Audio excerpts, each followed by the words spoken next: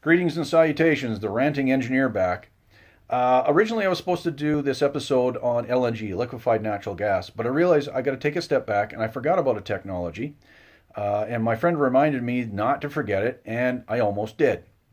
When I first laid out these episodes, I had to remind myself that nuclear power is actually one of a significant provider of electricity in Canada. If you look up the numbers online, it provides about 15% of Canada's needs when it comes to electricity. It's not in the news much. Well, I shouldn't say that. Canadian reactors aren't in the news that much. You've heard about Chernobyl. You heard about the stuff that happened in Japan. So nuclear power really gets a stigma to it. And really, does it deserve it or not? That's up for debate.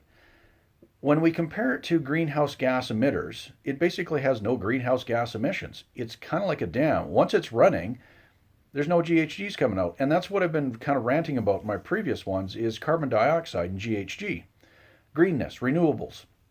So nuclear power. There's a lot of energy that goes into to set it up. There are massive systems, concrete, steel, heavy water systems. So there's no argument that whether it's green or renewable or anything like that. Is it viable? That's an interesting question. Most people's problem with it is the nuclear waste. You've got to have special containment facilities for it. Now, the CANDU reactor system has a very interesting application as you don't need enriched uranium for it. And here's an interesting note for you. Until a handful of years ago, Canada was the #1 exporter and supplier of uranium. There's actually quite a significant amount of uranium mined in northern Saskatchewan. Right now, I believe Canada is #2, but it still provides something over 20% of the world's needs, the world's marketplace of uranium. Interesting fact for you. So back to nuclear power in Canada. There's the 3 big reactors in Ontario that most people are aware of. However, if you look at the total list of large and small reactors in Canada, there's actually 18 of them. Pretty eye-opening when you think about it. Now, I am personally indifferent to nuclear power. It's just another technology. Yeah, you've got to deal with the waste. There's no greenhouse gas emissions, so that's a bonus.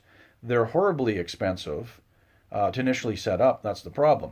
So the public has this perception that it's dangerous. The waste is dangerous. It needs to be taken care of properly. But that leads me into a slightly different discussion. Most Canadians, actually, I should back up and say, in my line of work, I've got to do something called PHAs, Process Hazard Analysis. And typically we call them HAZOPs, Hazard Inoperability Reviews. So we sit down with a large team of subject matter experts and safety people and operations, and we pour over designs to make sure they're operable, but more important that they're safe. So they're safed out in the fact that they have equipment that helps, you have metallurgy that works, you've got codes, you've got regulations, design conditions, specifications, all this stuff rolls into a design. Well, Canadians each and every day do something that actually would fail a HAZOP review.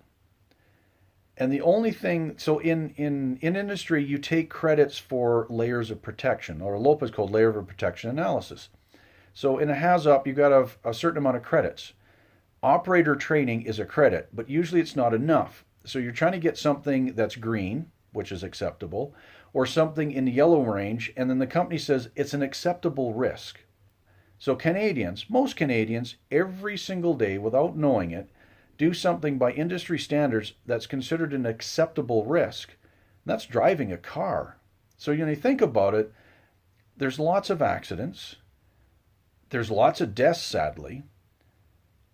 And you do it every single day. Without thinking about it, you're getting into a large piece of metal, moving at high velocity, usually going counter current to another piece of metal at high velocity.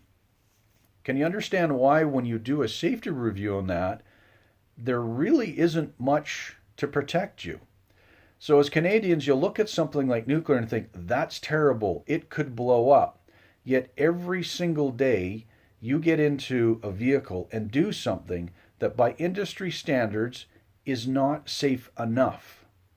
So I want you to think about that when you look at industry and think about acceptable risk. A pipeline breaks. Well, for the amount of oil that gets through it, a pipeline break, the odds of it happening are significantly smaller than the odds of you getting into an accident or dying behind the wheel. When you put that into perspective, it's pretty eye-opening. All right, that's all for tonight. Catch you later.